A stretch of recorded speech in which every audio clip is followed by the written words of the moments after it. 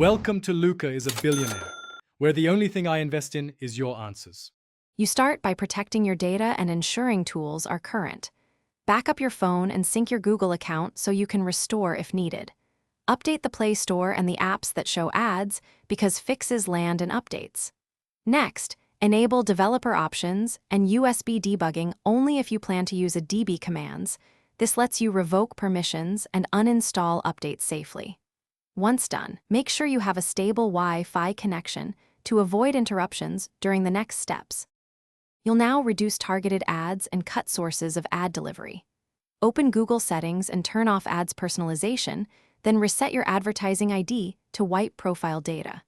Revoke permissions that apps don't need, particularly notification and overlay rights, because some ads appear via notifications or pop-ups.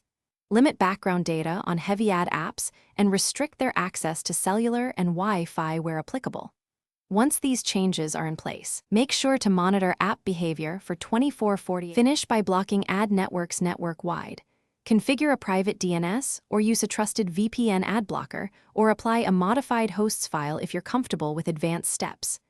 Prefer paid or offline ad-free app versions when available, and uninstall any app that still injects ads. Clear Play Store cache and app caches, then reboot.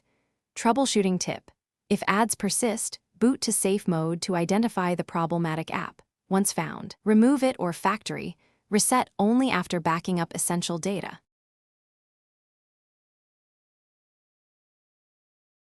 Thanks for watching and please subscribe. It's the best investment you'll ever make.